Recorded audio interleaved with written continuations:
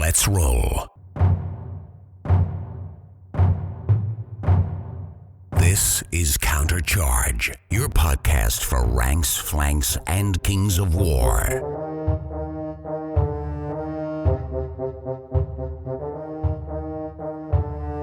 Join your hosts as they delve into the world of Panithor and bring you worldwide coverage of all things Kings of War. Welcome to Countercharge. I'm Jon Quayle. And I'm Raffaroff. And I am Jeremy Duvall. Welcome, guys. Really excited to have Jon on the show. A lot of people already know Jon from his great The Quayle Cup, as Steve would say, always being the bridesmaid, never being the bride. But really excited. I was trying to think, Jon, when we were getting this episode together, have you been on Countercharge before? Has it been a while? It's been a long time. I think the last time I was on, we were doing all the shows with the COVID lockdown. We were doing battle reports on UB. Long time ago, though, now, isn't it? But happy to have Jon on, a member of the Rules Committee and one of the key minds behind the new points formula that you've heard Matt Gilbert and Kyle and a bunch of people talk about, heavily involved with playtesting. So happy to have Jon on the show. Just as sort of a reminder to us and a reminder to our audience, why don't you give us just a quick sort of, how did you get into gaming? How did you find Kings of War? And then maybe talk a little bit about, like, as you became kind of Kings of War, how did you first get involved with playtesting? I mean, I first got into wargaming as a child, as you do. I think it was my mom's fault. I think when it comes down to it, she bought me a copy of White Dwarf. I think it was like 168 or 169. And from then on, I was just hooked. We're talking a good portion of 30 years. I have worked for Games Workshop in the past for my sins, but have always continued after leaving there to play war games. I still have a group of friends locally that we play on a Tuesday night. Me and my friend Rob Fitz have been playing together now for the best part of maybe 15 years or so. And we've slowly brought a few stragglers together to form a small gaming group in our local area. I first got into Kings of War. I was trying to look at it the other day. I think it's either 2016 or 2017 that we really got it. Obviously, after the Cataclysm, with the change to Age of Sigmar, we'd already been playing a few games of Kings of War. Rob is one of these great guys who just goes out and finds different games to play. He's at the moment trying to tempt me to do 3 different games all at the same time. And I think he forgets which one to be most excited about because he keeps switching every week.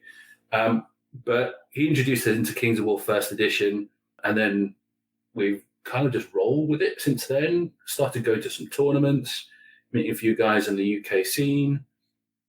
It's been great. I mean, it's my hobby. I enjoy it. I'm mostly in wargaming for the competition. I enjoy the game aspect to it all. I do hobby as usually it's an access to a tournament. Don't necessarily paint stuff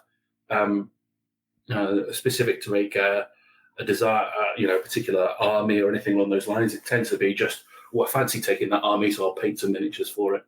Yeah, so having been on the UK scene now for, it's got to be 7 or 8 years, when the last Rules Committee shift happened and we had quite a few people leave, like Matt and Chris and a few other people, I was one of the names that was put forward. I think you mentioned on a Countercharge at one point that I was one of the names to be put forward for it. I'd had a relationship with Matt and some of the other guys already, so I was happy to give it a go. You never know what you're getting yourself into when you start something like this. It's funny how much time it takes up before you realise. But yeah, so I've been helping with game design, at least in terms of the Clash of Kings FAQs for the best part of just over 2 years now. And it's all kind of changed recently. The big change in version 4 has meant that we've got a very different landscape at this point in time. I mean, I don't know, you've got some relationships with some of the other Rules Committee members. They'd probably tell you, a similar or different story about what's been going on in the background. Yeah, I'm curious when you were getting involved in playtesting and fourth was on the horizon and we were getting ready to go into fourth as a a competitive player yourself. What was there anything on your radar that you were really excited to get in and start working on, or where did you think the game sort of was at 3.5 going into fourth? What was there any sort of themes or stuff you felt that you wanted to see changed in the game or worked on?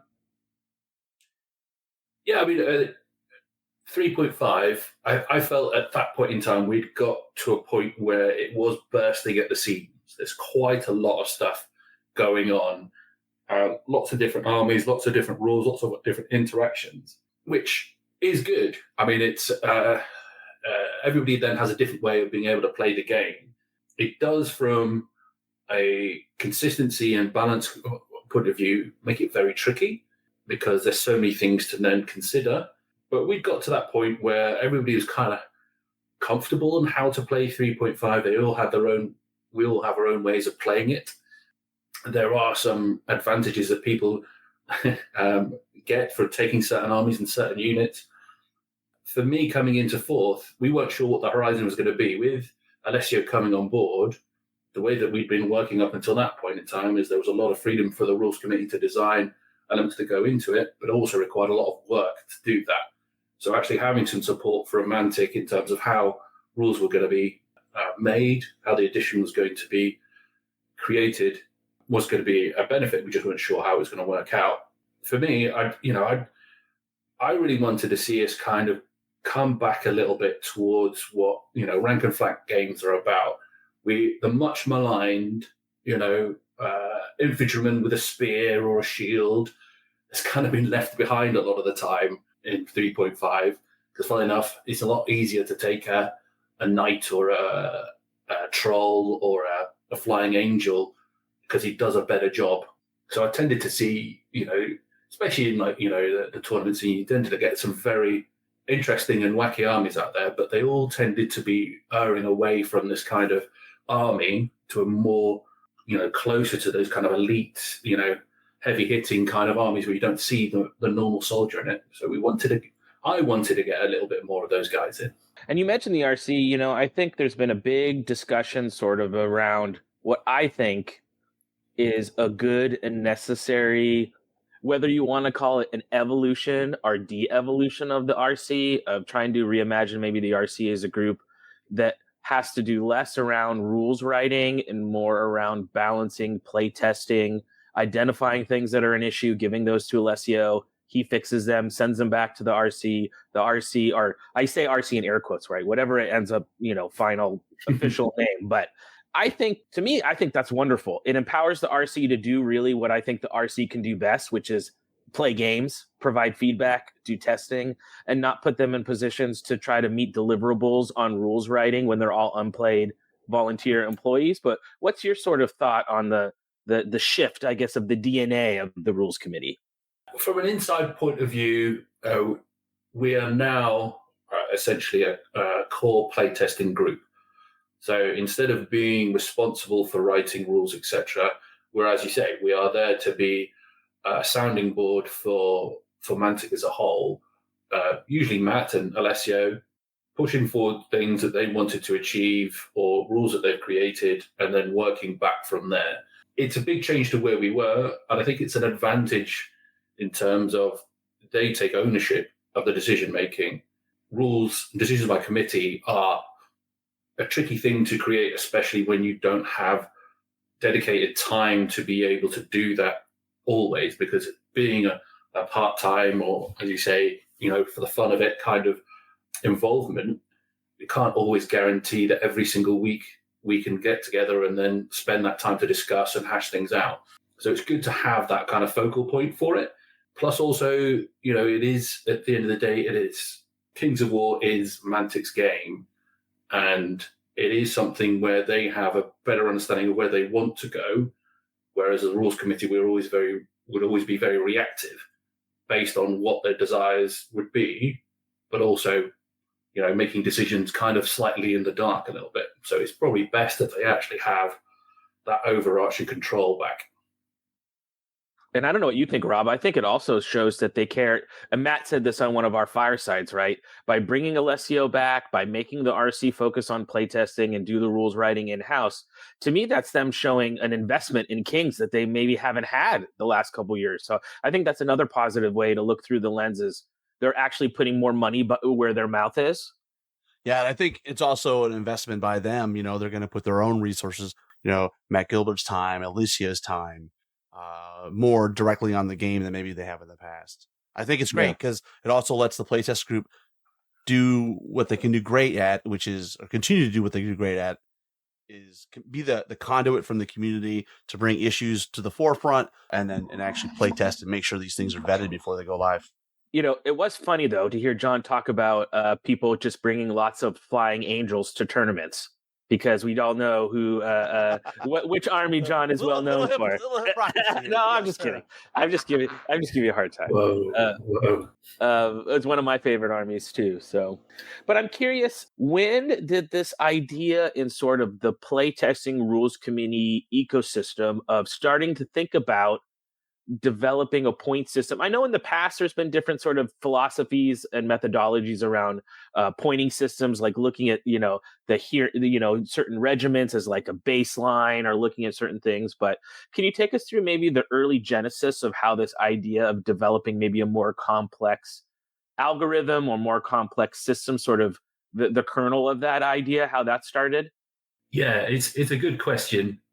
If we look back to what version 3 was using as a point value system, is it was simplistic in its concept, is that we could use a single unit. We all know the much maligned Kingdoms of Men shield wall, right? The average of the average. Yeah, that's the one that I was thinking of. Yeah, exactly.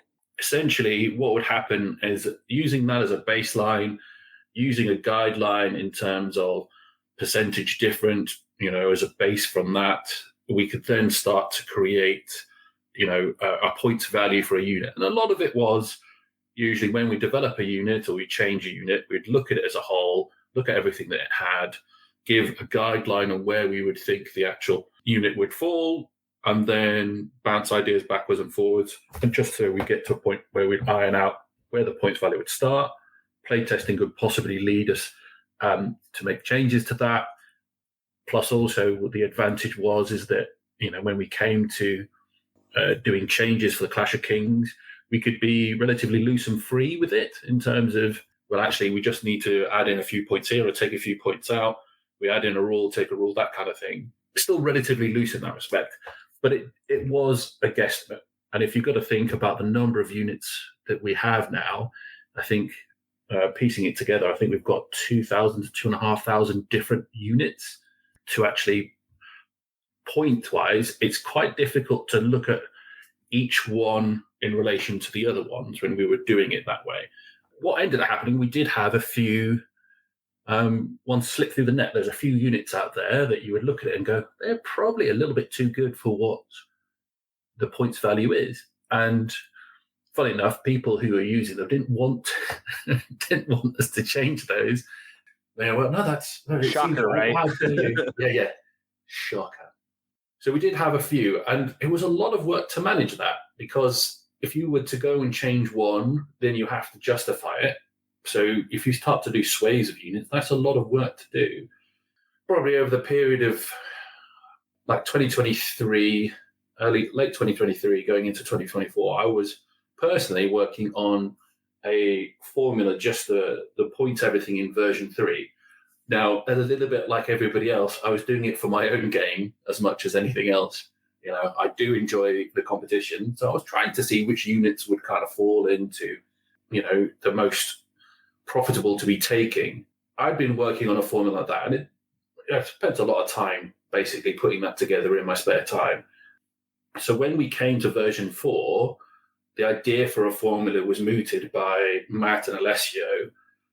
And the reasons being is it just makes the entire decision process around units and how they're costed, that just reduces the amount of time we need if we want to make changes to it. It makes it a lot easier for you to then start to be more individualistic with armies and units as you go forward, because by changing this, changing that, the points value will follow, rather than having to change it each time. Plus, also, each individual unit's balanced against each other as they go through, so it's a lot easier for you to maintain a consistent value across all units. So that's kind of where it came from. And that's what we kind of led into going into version 4. And at this point in time, there's a lot of stuff. Because there's so many rules now, there's so many changes to the rules we had. It took a little bit of a while to settle down, but it made the process of version 4 a lot easier now to build a good foundation, so that when we come to introduce the extra books as we're doing over the next 2.5 years, we're going to have a little bit more flexibility to create units which suit armies a little bit more, and less restricted by, a large infantry has to have 18 attacks. This range for every unit. We can allow for all of it. As we start to kind of ask you and look at this formula and kind of pick it apart and look at different things, Jesse Garrett asked us a question around, sometimes when you're looking at a unit, you can break it down mathematically, but also maybe you just have a feeling about it, or there's a judgment, or there's that sense bias, or there's that maybe that warning light goes on in your head. So I'm just curious, is there like a field in the formula that's like a secret sauce field where someone could just say, well, I think this is just a little too good, or my instinct is this, or is it all just straight based? Is every figure in the formula based specifically correlated to a stat? Or is there just like a little like gut, like a frosting section in the formula that's more based on maybe someone's personal opinion on how a unit works? Or is all the stats within the formula directly correlated or linked to either a rule or a stat on the stat line? Yes, there is the ability to put in a little bit of wiggle room to each unit, right? Especially when we start to look at unique special rules. There may be some between different armies where we'd only have maybe 2 examples of each. I'd love to have been in a place where every single special rule was covered in the rule book. But I'm thinking, even if we were to do it now in version 4, when we introduce an armies, new rules are going to come up. They're not all going to be in the rule book, so we're going to have that situation anyway. But we then have ability to alter based on that. We've done very little at this point in time around that, despite, having to make dwarf cheaper because Ronnie wanted to, or, make the new big thing a lot cheaper so that, everybody goes out and buys them, and then, like Games Workshop, change it 3 weeks later. We've avoided all of that, but we've got scope to do it going forward. I mean, we've done a lot of play testing already on how the armies work and how the points values work. But in reality, we're only going to really start to get a better feel for it as everybody goes out and starts playing version 4. We'll get feedback. It'll take a bit of time to get some honest feedback. But we will get there in the end, I guess. Yeah, Mike Rossi asked some interesting questions. And maybe as you start to sort of break it down for us, are the points values associated to the different stats, is that all universal, or is there components of like internal balance, or maybe talk about, is crushing strength or attacks worth the same amount in the formula no matter what army it's out of? Or is there a combination of, if an army has a certain amount of speed, or with a unit itself, if it has crushing and speed, are those calculated differently? Or can you speak a little bit to some of the nuts and bolts of how the formula works? Yeah, I mean, without going into too much detail, I'm going to give an indication. I mean, the basis of every unit is around, one, its ability to take damage, so its nerve and its defense, its ability to, dish out damage, its combat potential, its shooting potential, and then its speed. Those form the core elements that make each unit. And then the special rules will then come in as some as set values. Some are ones where if you've got better attack value, or you're going to cause more damage in combat, then certain things like Strider, for example, are going to be more beneficial for a unit that has 18 attacks that hits on 3s with Crush 2 compared to a unit that has, 25 attacks but hits on a 5 with no Crush. So they're all kind of correlating with each other. To make it simple for everybody to read as well, the actual formula isn't just one big line. It's a a spreadsheet going over, I think it's around about 200 columns, so that you can actually start to piece out, if you change one thing, you'll know how much of an impact it's having over all the various points values. But yeah, so those core elements are there. And you're right, if a unit is, fast, hits hard, it's going to pay more points over a unit that hits hard but is slower. I've worked that out on two values in reality. One, it's speed and the ability to reposition. Fly obviously comes into that as well and has an impact on how quick you're going. And then also speed against its combat potential. The higher the combat potential, the more first strike, essentially, that alpha cost will be. Similar with shooting, the shooting will be based on how much damage you can do, but also at what range. And that's also based on how fast the unit moves. So if you can go 10 inches and shoot 18, you're a little bit better than a unit that only goes 5 inches and shoots 18, because you can shoot at the start of the game. You can reposition a lot better to be able to shoot somebody. So you pay a little bit more for it. So yeah, there's a lot of interactions going on within it to try and allow for that, a unit becoming better, not just in one facet, but in multiple facets. Hey, John, does it include if a unit is core or special or support? There's no difference in cost whether they're core, specialist, or support. It stays the same. The balancing factor for that is the actual cost to buy that unit. So let's say a support unit, you've got a cost element that comes in, the fact that you have to get 2 core units or 1 core, 1 specialist to be able to unlock that unit. So we've refrained from actually doing a different points value for what slot they are, because the inherent balance is from the actual army selection. It'd be quite difficult to kind of try and point that out with any kind of real advantage, I guess. Was that in your mind when you guys, I know once the larger group of us were playtesting, we would often give feedback like, hey, this feels like it should be core, or this feels like it should be specialist. But maybe talk a little bit about that, as we're looking at the playtest. How did that process go identifying in this? Because we got a completely new army system, right? Completely new army creation system. What was that process like, kind of trying to identify what belonged in core versus specialist versus support? There's a lot of factors that go into it, not just from the game, but also from Mantic themselves, what units are kind of their core units. It was a lot of basically going through each individual army based on feedback, based on Mantic's impression, and then trying to work through which units will fit in to which slots. At one point, we were looking at, certain units were in specialist that were either too good to be in specialist or not good enough. So we tried to flex it around as much as we could so that there are some genuine choices to make.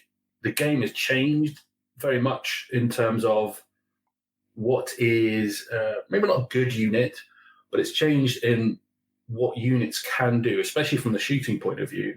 So being able to spam now, and I've seen a couple of posts about we can spam a lot of shooting, for example, right? We could always do that. We could do it at the moment. The big difference now is that if somebody spams a lot of shooting, puts a lot of regiments of crossbowmen out there, for example, they will do damage, but they won't kill armies. They will actually just soften them up before they get to you. And with the playtesting that we were doing, that just meant that the games were a lot closer. But in actual fact, most of the time, the combat army would just probably eke ahead a little bit. We try to stop core being as well too many cavalry, unless it was a specific race like elves, where you feel that cavalry would still be core because of their elite nature, etc. But then we've allowed options so that you could take a certain hero to unlock that cavalry unit as core. I think the big thing about the entire system, it was an opportunity to refresh, right? And it goes back to the comment I was making earlier. It's nice that now the Kings of War armies you're going to see now are going to have a core base. There's going to be units of guys on foot with spears and shields. There are going to be some crossbowmen. There are going to be, some of those kind of basic infantry elements. And then the little spice on top will be your support units, will be your characters, but you won't necessarily have, 3 dragons, right? We won't see that now. You won't be able to take 3 dragons unless you've got just all core units, which I think is an advantage because it kind of just gets away from that, especially for somebody new coming into the game. You don't want to set up against your opponent and he has 4 or 5 dragons and you just come in with your bit of everything kind of army and going, well, I can't really play against this and have as much fun. So I'm hoping that we'll see potential for it just being a little bit more accessible for everybody that come in, but still have that challenge as we go down the line. Because this is what we ask for, don't we? The game that we want for Kings of War is something where the competition is still there. That competition might have changed now, but it's still there.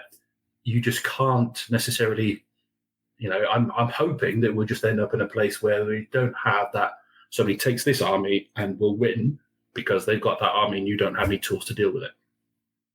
I mean, I know, Rob, you're going to do a deeper episode with Dylan about you guys just played a bunch of games the other day. But is anything Jon saying resonating with you after getting a few games in? Yeah, I mean, the thing he mentioned was about shooting, right? Like, shooting is still important. I played goblins against salamanders, and he had some of the hunters. He had the Phoenix. The Phoenix doesn't have heal anymore, and it actually worked out well because he's really focusing on using it as a shooting platform, and he's very effective with shooting on whatever it is, 3s, Shooting, while didn't take my units out in 1 turn, they took them out in 2 or 3 turns, right? If they can concentrate and fire, you can still, over time, knock out some pretty big units. And as Jon said, he was able to soften up a lot of my stuff. So when they did engage, I may have only gotten 1 charge off, and I couldn't take the attack back. So I'm a big fan of the army building structure. I think it's great. I think it's going to force people. Force is probably not the right word, but it's going to incentivize people to take a more balanced, well-rounded list with all the tools. And what I'm hearing too is not there's all these individual sliders in this formula, right? There's the crushing strength knob that's this amount of points. There's this amount of points, but they're not all living in isolation of each other. That there is this sort of connective tissue that as you turn this slider up, there is strings like in a piano, things connect to each other in this instrument, that the different levers that we're pulling not only are their own lever, but they're connected within this tapestry to all these other different aspects to try to gain a real holistic sense of what a unit should cost. Yeah. And to make it easy for us as well, I mean, it's hard to explain if you haven't done it in the past, but it made it so that we can just type a profile out. So if we put a unit into an army, we'll say, okay, put the unit in there, we'll put the different sizes of the unit, put all its stats, put all the special rules in. Instantly, the number comes up. So then you can then go, right, okay, so what are we looking at when we first create the unit? What happens when we change this, what we change that? Plus, also, we're able to put them all side by side. So if I wanted to turn around and say, what are all the core infantry units looking like across every single army?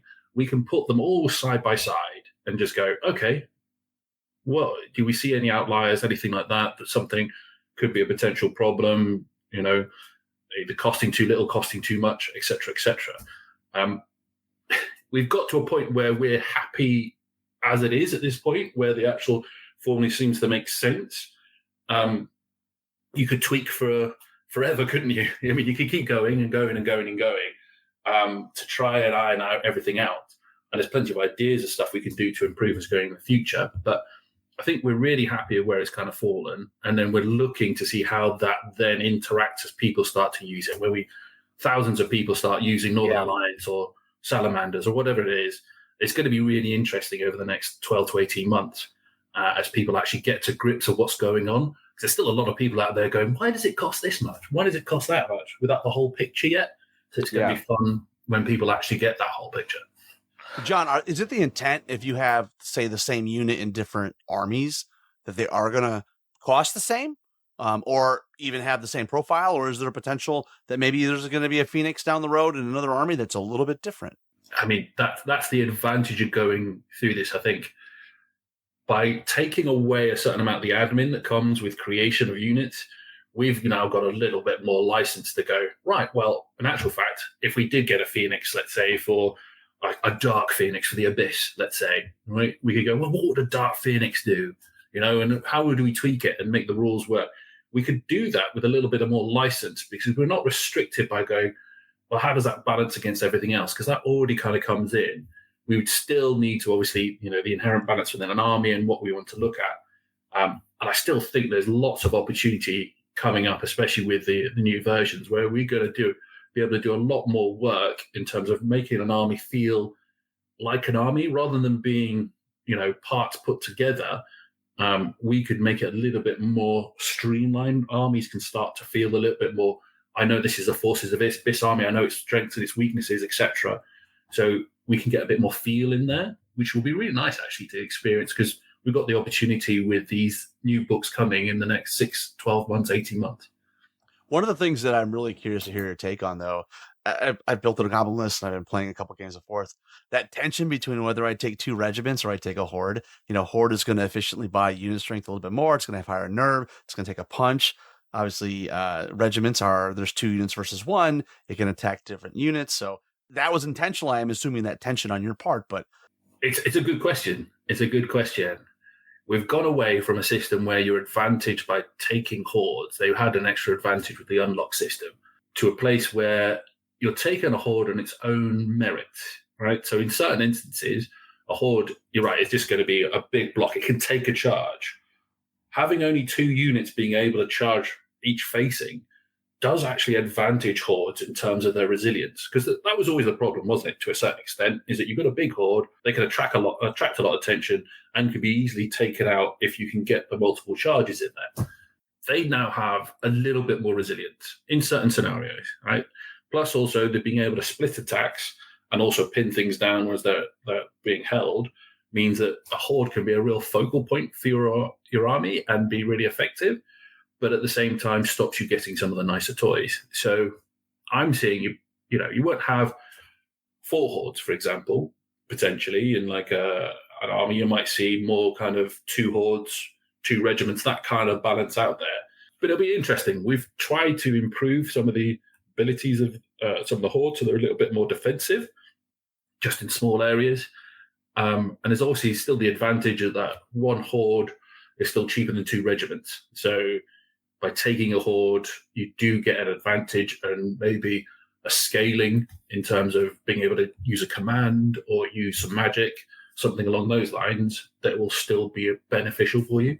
You mentioned it a little bit there, but I'd love for you to kind of, dig a little bit deeper. This idea between cross-faction balance and internal balance, i.e. is, some people may take a unit from one army and a unit from another army and see the stats are so close to each other, right? Are maybe even identical in some cases, but maybe the points are different. How do you, kind of conceptualize that? Or is that somewhere in the formula where you're looking at not just how does this compare to every other army, but how does this function within its own ecosystem of an army?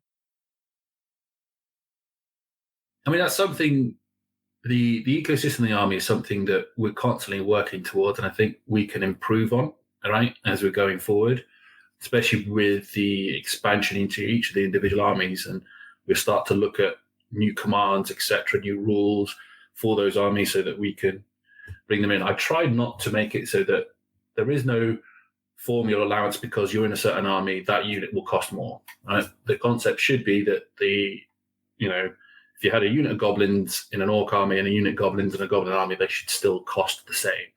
Anything else that they gain as a benefit from there should be costed elsewhere. So, for example, a command would be costed on the hero, not on the unit itself. Now, there's going to be comparisons people are going to be making now between what used to be pointed for certain units and what the points are now. Although they look the same, you've got to remember that these points are now at a very different base level, right? Even the Kingdoms of Men shield wall has changed cost, right? So it's a new inherent balance between all the individual units that's going to be something people are going to get used to.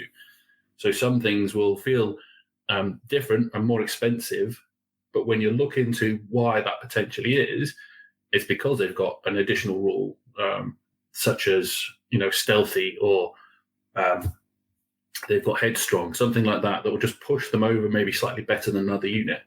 One of the other things that I found one of the things that was intent was that we had a big difference between certain units because they hit a little bit better. So you could take a unit of Night Stalkers, for example, and say, also unit ISILs and unit scarecrows, and say, well, they hit on a 5+.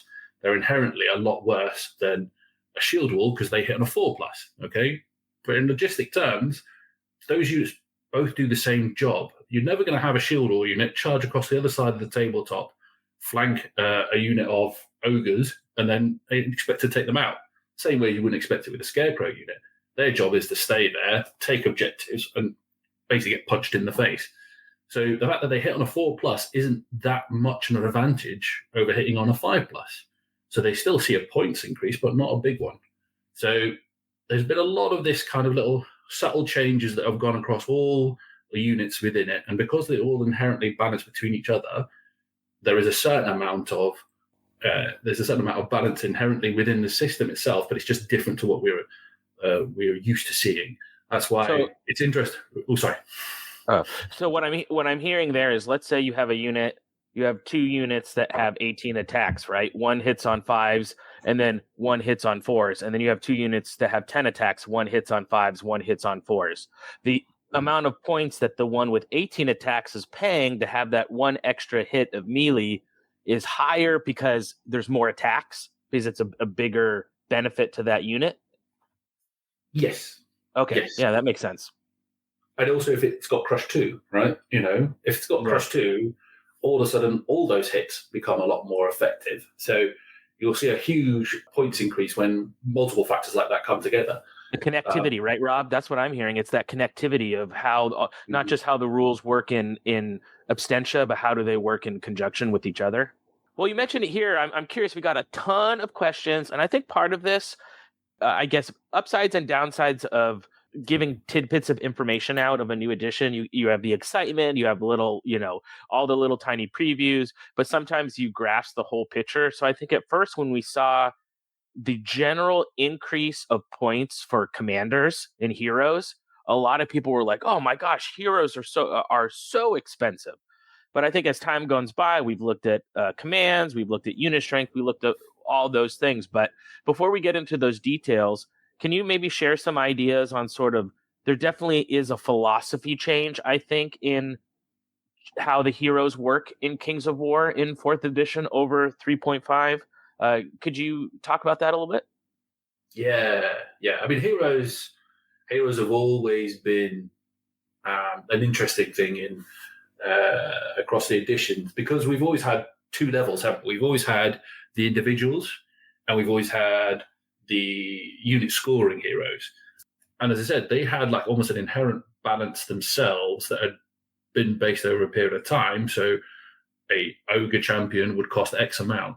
One of the big things for me when we're going into version 4 is we don't see enough of those kind of fighty heroes. We don't see enough of like a paladin lord or an elf lord, apart from one with a bow. Where the wanderer elf who shoots you 7 times for some reason. But we didn't see a lot of those kind of individual units being used because it wasn't a real advantage. And the thing is that, Mantic makes miniatures for these. They're supposed to be a cool focal point for your army. So moving away from having that separation between those 2 types of heroes has been something we've tried to do. We still kept the individual rule in a way to allow for slightly more combat-aware individuals, less, lumbering ogres or dragons or etc.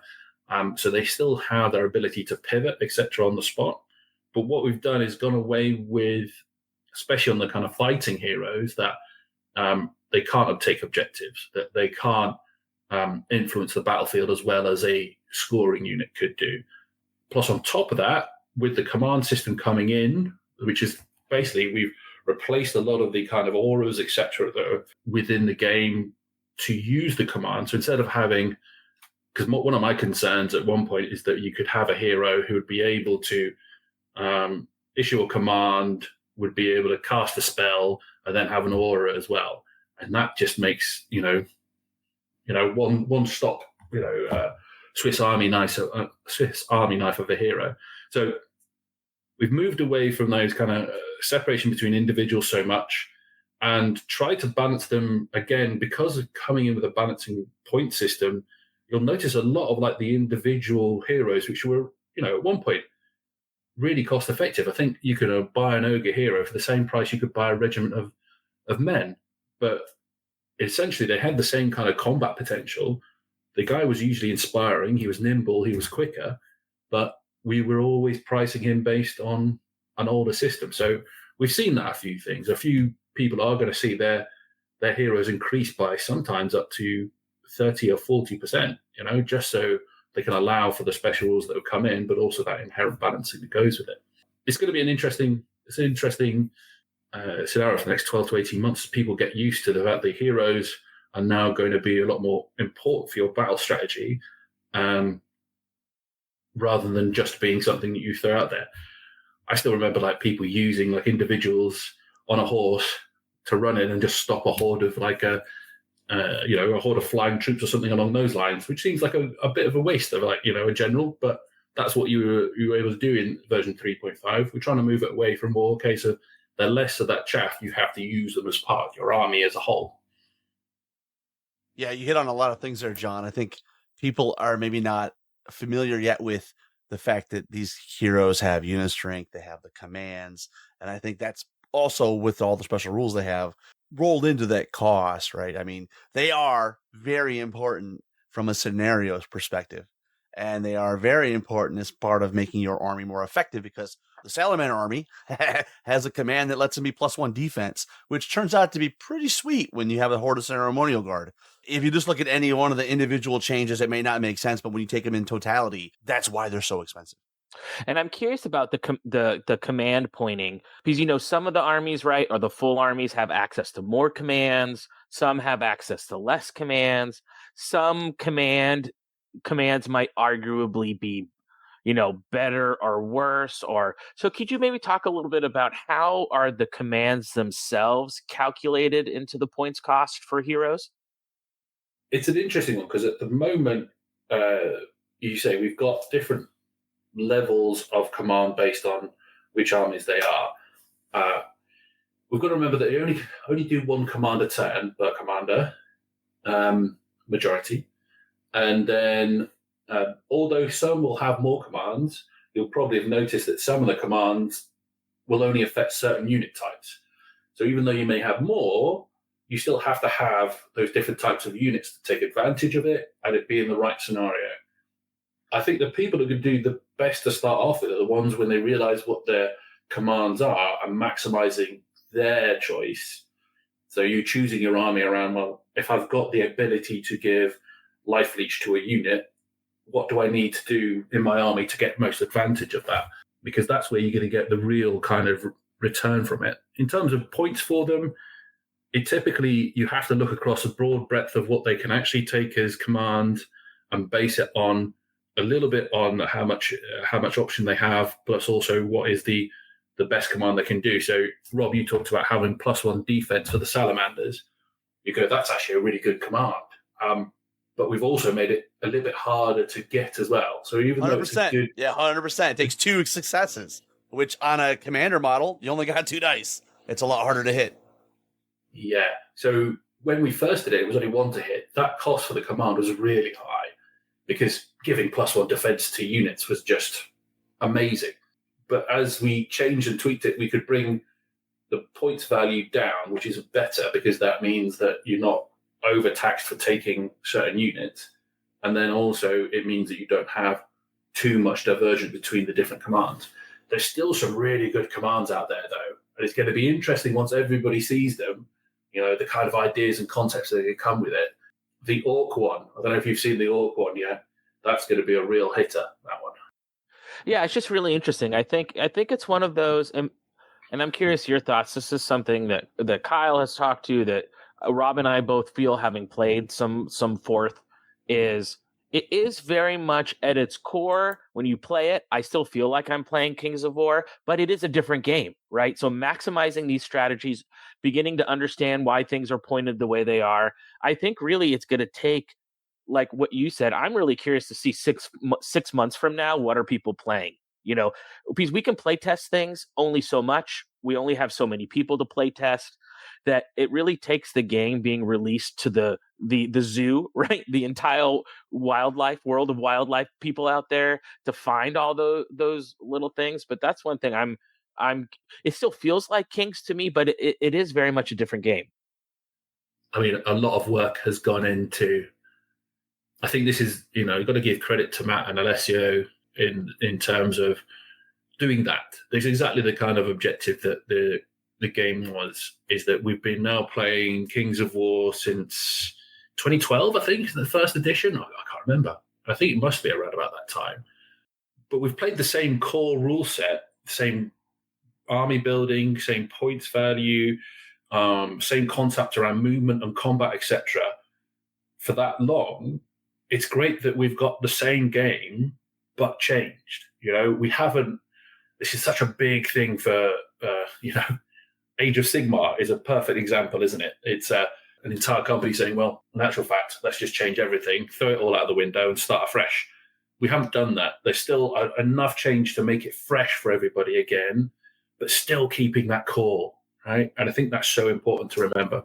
Ronnie told us at Michigan GT about Feint, but when it actually happened against me in the game and it completely caught me out, I just was like, okay, yeah, this is a totally different game in certain little key parts. But it's yeah, I'm curious seeing when it comes to like trying to balance, right? You're adjusting points, you're adjusting levers, and often in the past it had been really frustrating. Let's say someone was taking a certain unit and they were spamming it, right? And it wasn't necessarily an issue as a unit at 2 copies or 3 copies, but once it hit that like threat multiplier, right? 8 copies or 9 copies or whatever, it would become too good and be an issue. So often the knee-jerk reaction is, this unit's out of control, let's nerf it. But then that would always be a challenge for the person who maybe only took 1 in their army or only took 2 in their army, right? Because at that level, it wasn't so much of an issue. Do you think this general sort of points formula or points system helps speak to trying to be able to balance certain units that maybe are issues with not affecting other units that maybe share some of those same rules or share some of those same sort of levers in the calculation? You always think about when you balance or tweak something, the fallout of that, the unintentional consequences. But I don't know if that resonates anything for you, or if you want to speak to that. I think it's kind of coming back to what I was originally talking about. There is, in version 3.5, rose-tinted glasses off, there are inherent imbalances in there. And there are always going to be, because it's, even with a points formula system that we've got, there is going to be inherent imbalances that come with it. But at least we can now work on everybody works on the same baseline. I mean, you're talking about, spamming of units.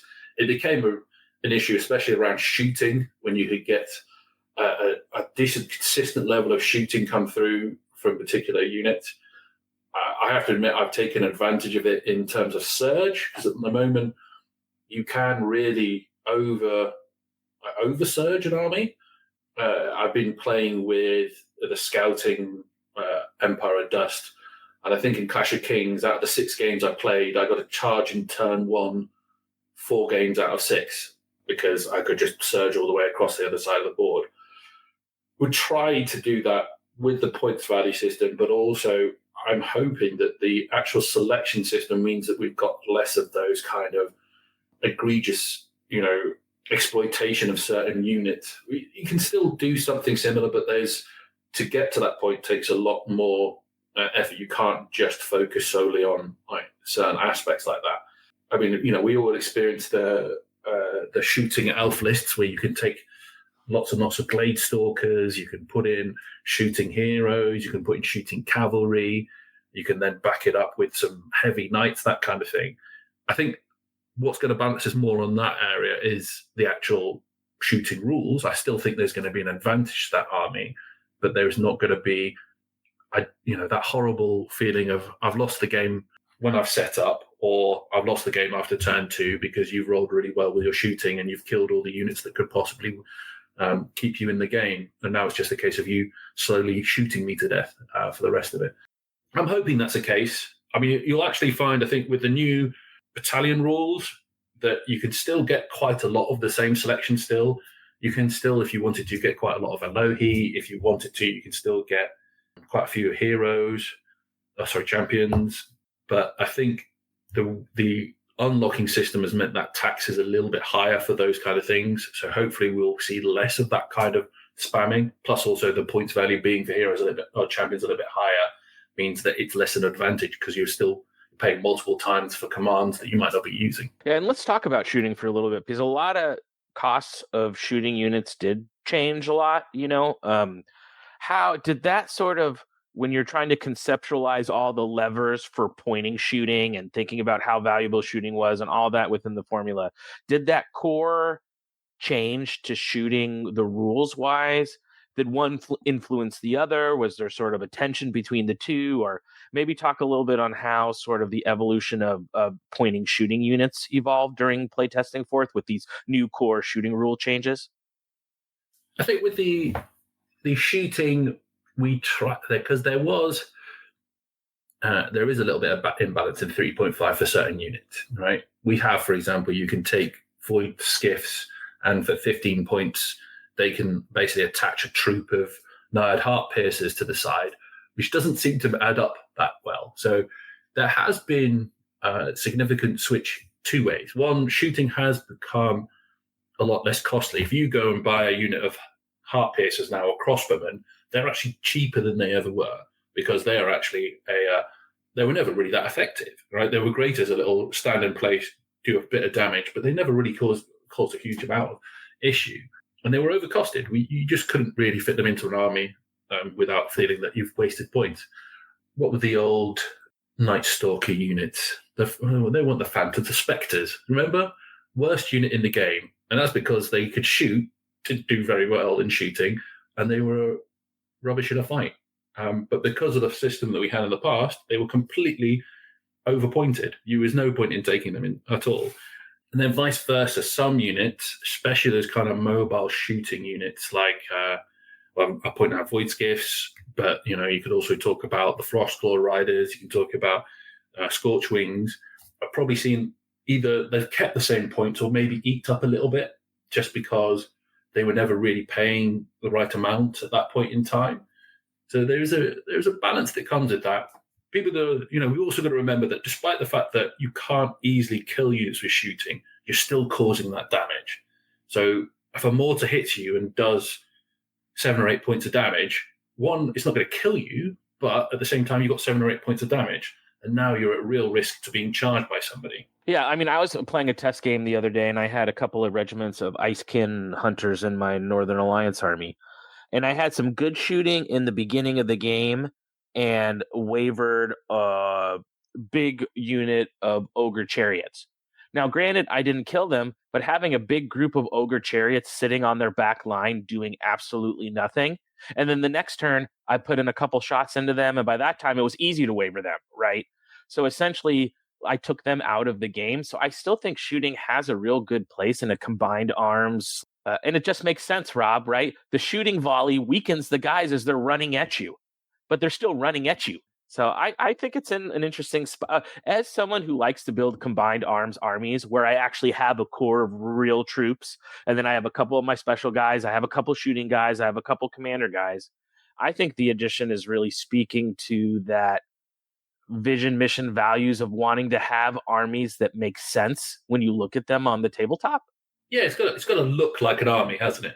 I mean, I don't want to push away for those people that make some amazing looking armies that don't include those constituent parts. But at the same time, it's, we've moved it towards that. So you can still take, ogres will still be large infantry based, but one of the few. You still have elementals and stuff are still going to be, your forces of nature are still going to have those large infantry bases. But a lot of armies are going to be seeing just a few more core units being splattered in here and there. Inherently, I don't think everybody's armies are completely invalidated. I think out of the 4 armies that I run at the moment, I think only one is I'm going to suffer with a bit of core choices, but that's about it. I just have to buy an extra unit here and there. It's not the end of the world. You just can't play all Aloha, John. That's all. Yeah. Who'd have thought I shot myself in my own foot? John, you were talking about large infantry, though. Maybe speak to that, because they've probably had the biggest change, that and maybe cavalry. But obviously the move from horde to become a regiment and the regiment to become a troop, and the loss of some attacks. Just how do you kind of summarize the changes that we're seeing with large infantry? I mean, the change of for large infantry, probably the biggest factor is they're all going to be behind that specialist or support tag, especially in armies where they're not the kind of, where you don't have the core unlocks. They're going to be something that you want to get hold of and unlock. Now, some of them have had, a couple of attacks pinged off here and there.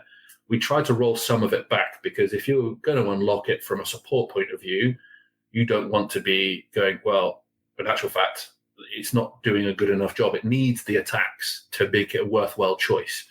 So we tried to roll some of those back. And, we're not going to be perfect. I think there's still going to be a little bit of seeing how it goes. At least, they're pointed based on what they can do. But, a lot of balance also comes from what the unit's role is going to be in the army. So it's all good saying, well, they're balanced by points and they're in the right selection. But I don't want to take those because they don't do the role I need them to do, right? There's no point taking a unit at night that isn't very good on the charge. If you need a combat unit, you need to get a combat unit, don't you? So we'll see how it all balances out, I think, with those. I think I'd like to see probably a few more tweaks as we go in and do additional books as they go further down the line. I still think there's certain units in there where I think their role is a little bit ambiguous, so we have to make sure that they don't end up just falling by the wayside because of it. But I think large infantry now we're not going to see it as just that kind of, why do I take a horde? Because I can just, why do I take a horde of infantry, for example, like skeletons or revenants, when I can just take a horde of enslaved guardians?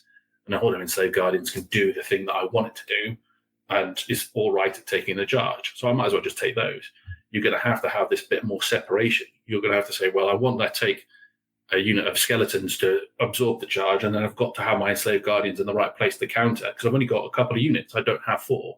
So seeing how that kind of balances out over the next 6 to 12 months will be really interesting. Well, that's a good lead into, we have a question from Josh, just really talks about how are the points going to be adjusted in the future. Do you guys have some sort of process that you're going to be using to take the data that you're hearing from the community and kind of analyzing it and then making decisions on how you update the formula and or units going forward? Despite the fact that we've changed the way the game's worked, Mantic, Matt, and Alessio are all still really receptive to the input we're getting from playtesters on how the game is working. So it's going to be the same going into the future. The advantage is if we do make a change, it will be across all units, all armies, all at the same time. So if we feel that you need to pay more or less for your attacks, etc., we can do that. The thing is, though, we've got to remember we're not in a completely perfect situation. We're still rounding up or down by 5 points. So some things will actually eke a unit up, but not another, because it pushes that into that closer to 5 points extra than another unit. So we have to be careful that just tweaking a points formula, what is that actually doing? Is it more of a case of the individual units, or if it's a case across the entire board? But we've got tools to be able to adjust it, and that will keep it fresh as well. So we'll always be able to, in like 12 to 18 months' time, we may make a change to the formula that completely changes the landscape for a certain type of unit, etc., or a special rule, that kind of thing. Well, and to that end, you mentioned there's some tweaks there. Goblin Scouts are a good example, and Daniel Haslam had a question about that. So in the Ogre army, the Goblin Scouts are 150 versus 160 in the Goblin army. What's in the formula that's triggering that kind of difference? So you're starting to ask me specific questions about specific units. I can't remember off the top of my head. Only thing that adjusts it between the army is its special rules or stats that it has. The same unit in a different army, it will be exactly the same cost. The only difference would be between heroes, because champions and warlords have different commands, so the commands will be different between each army. So that's the only thing that won't be necessarily noticeable on their profile, but is a change that they have. So you've got the Fleabag Riders, haven't you, within the Ogres, and then the Goblins. He's probably comparing them to Fleabags, I assume. So if you look at that unit, it's a very simple thing. They've got the same rules. They've got the same stats, apart from one. which is conveniently missed, is that they have more attacks in the Fleabag Riders than they do in the Ogres. So the Red Goblin Scouts pay 10 points less because they've got 2 less attacks. The fact that they're speed 10, they've got nimble, and they're vicious means those 2 extra attacks are worth it pushing it over by 10 points. Probably slightly less than 10, but because of the rounding up factors, it has to go up by 10. To me, one of the big takeaways from today is that the rules are not just rules by themselves, that it's things are being calculated on sliders so that one rule might be more effective for another unit than it is for another unit, and that's calculated. That to me helps a lot with that sort of balance, right? That crushing strength is not just crushing strength. Crushing strength is worth different to different people. So I think that allows a lot more interesting spaces for unit creation, knowing that.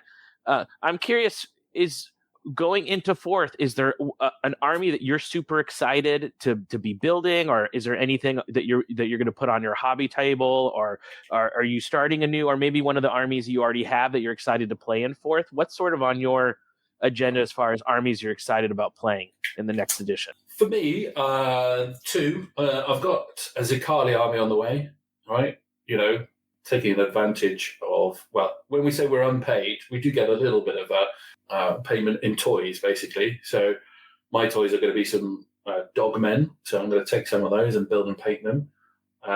The other ones is I'm probably looking at refreshing my orcs. As I said, people should watch out for the new orc order. We're going to be it's going to be an interesting time for orc players, and maybe coming back with a bang. But yeah, I'm looking forward to those 2. Just kind of like taking the opportunity to refresh the armies in places, because now you have the different selections. You're going to have to go, right, well, what units do I need? What units do I want to take? What things do I need to add? And there's going to be a lot of like winners and there's going to be a lot of winners and losers out there. There's going to be some of them where my unit isn't as good as it used to be, but this unit's better, so I might as well move around and we'll get a bit more variety in that respect. I mean, the 6 and 12 months we're talking is not just limited by people understanding the rules, but also what armies they've got in their army. So what we'll probably find in 6 to 12 months is where people start putting the new bits into their armies and getting used to what they're actually going to be doing. 100%. Yeah, we always talk about that tension in competitive gaming that's so different in our hobby versus, let's say, a collectible card game, right? Where a new deck gets really popular, you just go buy the cards, you build the deck, Bob's your uncle, you're going. Or a skirmish game even. Oh, they just released this one new model that's super good. I'm going to paint that one model and it will be in my army by Monday. In our game, a new army comes out, or a change happens, and it's like, for the regular person, it's see me in 4 months, bro. For me, it's I'll see you by 5th edition. I'll have my 4th edition army by 5th edition. So there is that tension, right, between wanting to put what we think is good versus just the opportunity cost of painting lots of dudes, right? Yeah.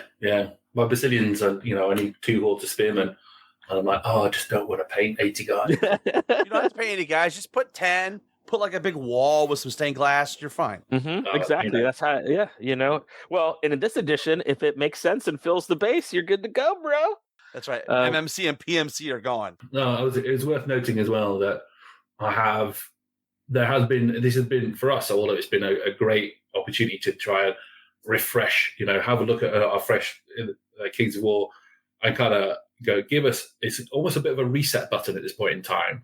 So people should not be too concerned, I think, if they don't see everything that they want in this way around. We've tried to get as much as we can in at this stage, but there's going to be a lot of scope for expansion coming over the next 2.5 years. So things aren't going to go away completely, I don't think. We're going to see things come back in as we go through. Mantic are really investing in basically making the units, miniatures and everything available so that we can start to have completely Mantic across all ranges, which is a lot of time and effort that they're committing to. And it's a lot of risk.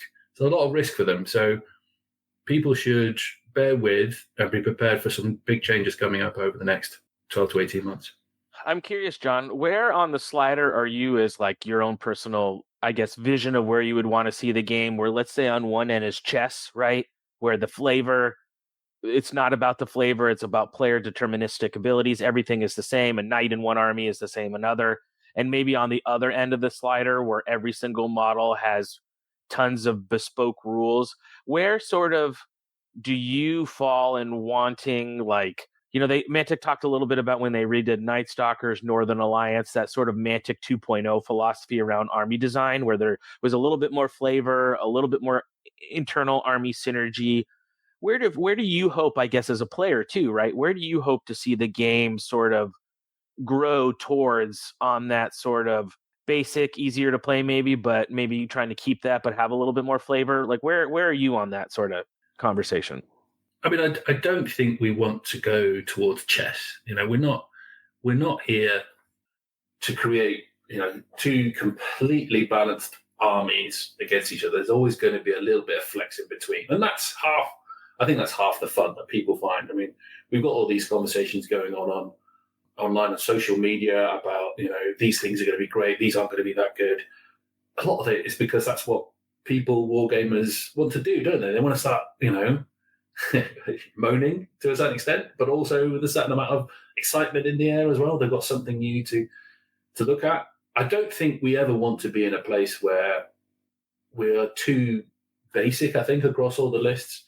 I think one of the things that, would be really nice to do, and it all comes down to Mantic and what they produce, but sometimes it's a case of saying, well, we could still keep the cool models in there as long as we give them some rules that all work. And because we're trying to use an inherent balance with a point system, etc., they will never end up breaking the game, and people can still take them. If they still want to take, a huge giant or a character on dragon, it's still there as an option. It may not be the most advantageous thing to do, but it's there, and it's not going to break the game by taking it. I think it'd be nice to be in a little bit better place with each of the individual armies in terms of their feel. We shouldn't move away too much from the fact that, the Basilians are, a stoic, well-armed force, that they are slightly better than your normal humans. Your goblins are still hordes and hordes of goblins with weird, intricate machines that fire random things at you or cross the battlefield in strange ways. Sicali are the elite fighting force of, anti-magic. They still have that flavor and feel to them. I think the more we can do that, the better. I think hopefully with the basis that we've got now, we'll see an improvement with that over what we had in, say, the last few editions, because we've got a bit more focus. Let's talk about war engines for a minute, because I love war engines, especially the lobbers and the cannons and the like, but we've had second edition where they were probably over the top. I think we can all agree to that. And then by the time 3.5 rolls around, you don't see them much on the table. So just talk to me about how challenging that was to get. Shooting has some reduction in its effectiveness in the sense it's really hard to route units, but they still have a place. But how did you find, balancing the war engines in this edition? Probably want to ask me again in about 6 to 12 months. But as far as it is now, again, a little bit like the individuals with your champions and your warlords and having too much of a separation, trying to bring them closer together to what another shooting unit would be has probably been advantageous, because it stops them being a poor choice to win the game, but they do a lot of damage, so they're a high risk, high reward kind of return.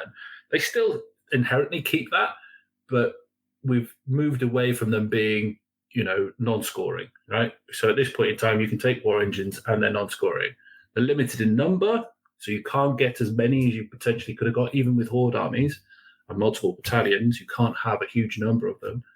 But it's still a tricky one, because inherently they have the opportunity to do more damage than any other unit from further away than any other unit can do. So you can place them in corners, can't you, and shoot units on the other side of the battlefield. We'll have to see how it plays out. I think the changes to shooting will mean that they still cause that big block of damage, but they don't necessarily win games off the back of it. Yeah, but my opponents this weekend were still running away from the ball put launchers. The defense 4 unit run around. They're like, yeah, we don't really want to get hit. So I think they still have a place. The unit strength 1, I think, helps. I also think, like in the case of the mop-up launcher, you've made some interesting changes by giving the ability to give vicious to the unit, because now a command will give the dog. So, I mean, I'm really excited about what you guys have done. And the fact that you did limit them, like in most of these, and the goblin lists are all 2 per battalion. So I know your favorite antagonist, Steve Hildrew, would say he is trying to break it, but I don't think it's probably not a successful strategy to win a tournament. There's lots of subtle changes I think people will start to cotton onto as they start to get used to playing the game. We've got rid of the 1 inch rule. So that means it's a lot easier to block up people and force particular charges if you wanted to.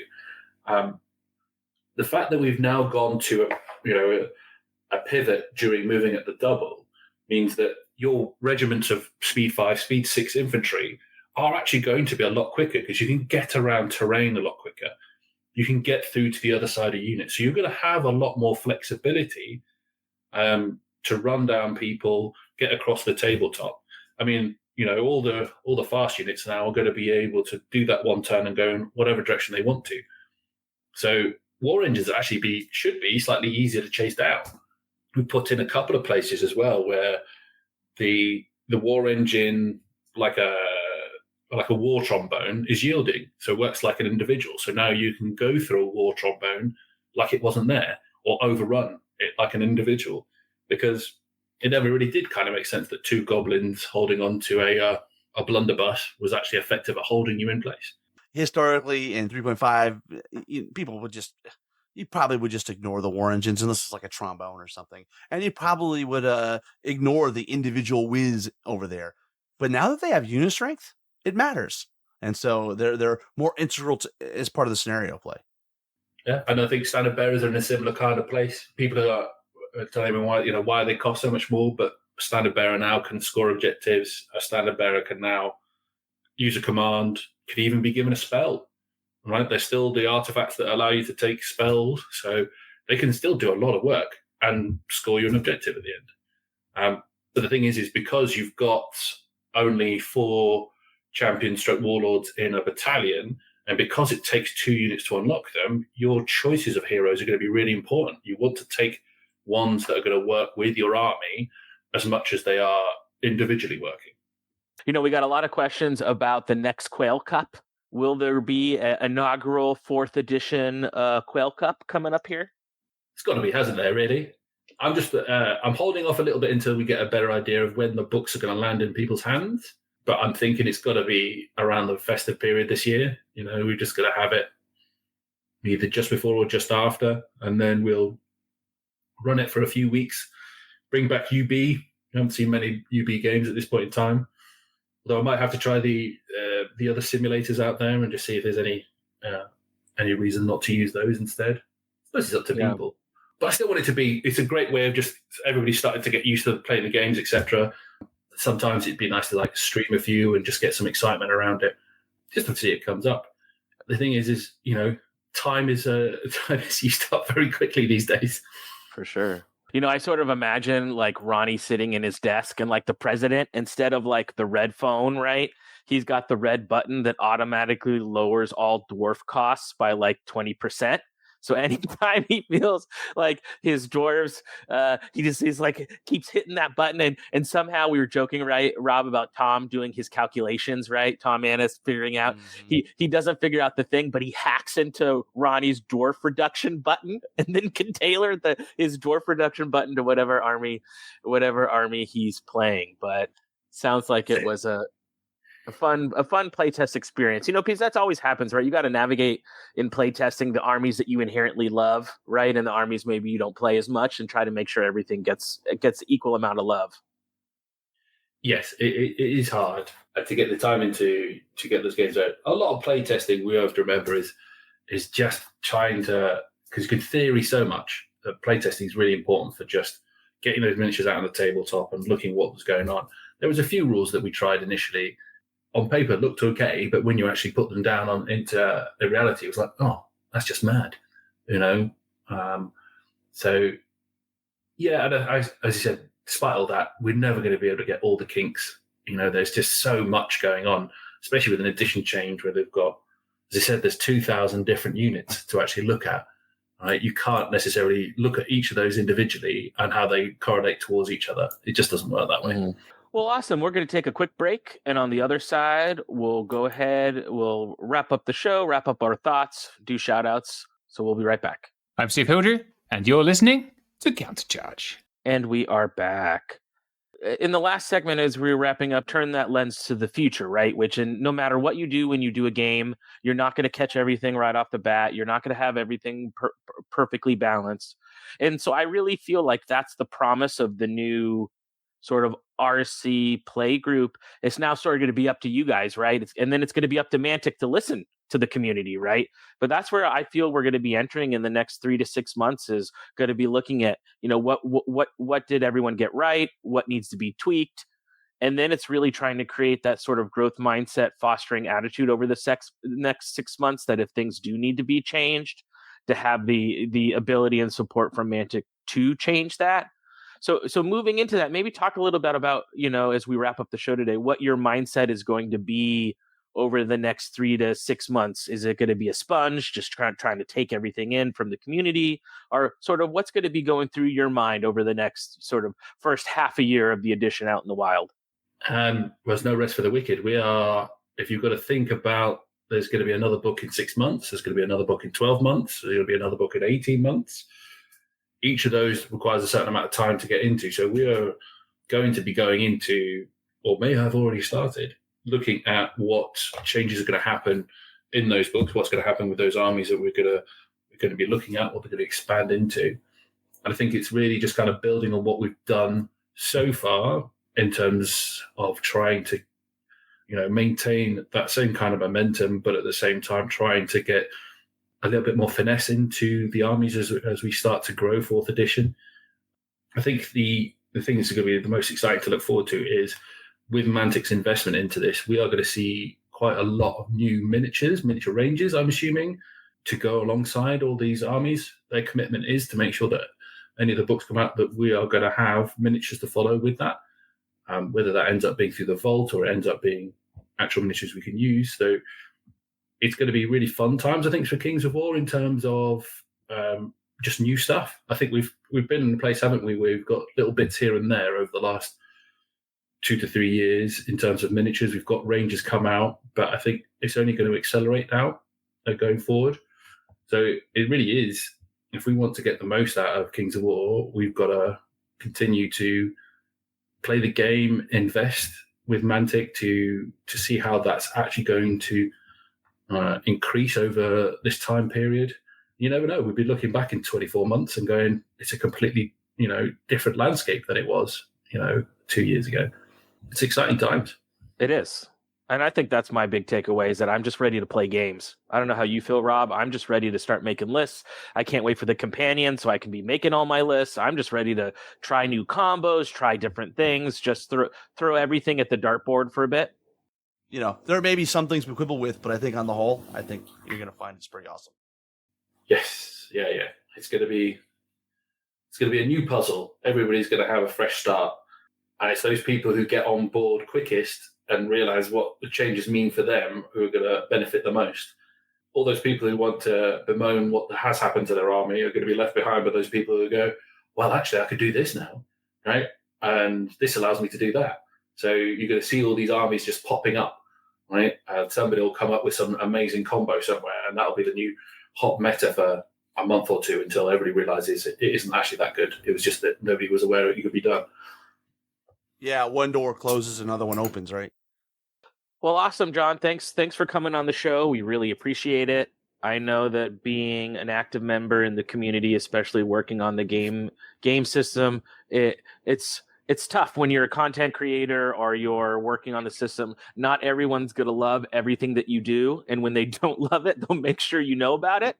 So, I appreciate the dedication. I appreciate the desire to want to try to make the game that we all love the best possible game for the most possible people. I think that's an honorable thing to try to do, even when we all disagree. I think I've said it many times, even when playtesters disagree, what we don't disagree around is we want the game to be awesome and we want people to love it. That's never in doubt, whereas maybe sometimes we want to get to that end goal by slightly different paths. The desire to try to make Kings the best game it can be, that's something that is in the DNA, I think, of all of most testers. Oh, yeah, 100%. We're all grown-ups, right? Mantic are grown-ups. They're making decisions, and sometimes you won't necessarily understand why they made the decision, etc. but they're all intending to try and we're all trying to achieve something that would be as good for as many people as possible. And there's so many different interested parties in this. You've got to remember that this is a games company who sell miniatures, making a game for their toys so that you would end up buying their toys at the end of the day. But at the same time, at least they're approaching it from the mindset of, well, we still want to do right by our community, whereas there are other people who would just sell them the miniatures. So we've got to remember that at the forefront is that we're still all trying to achieve that same goal. Yeah. Well, we got a lot of awesome content coming up for you guys as we get ready for 4th. Like I said, Rob will have get on with Dylan and talk their thoughts. I'm thinking, Rob, once everything come out, our first army review of 4th should be the Zerkali, because we should do it not knowing at all. We'll just make, and I think that would be really interesting to do a Zerkali army review now and then do one 6 months from now. Yeah, let us know what you guys think. If you want to hear us kind of break down maybe we break down the Invasion book and do like a deep dive into that once it comes out.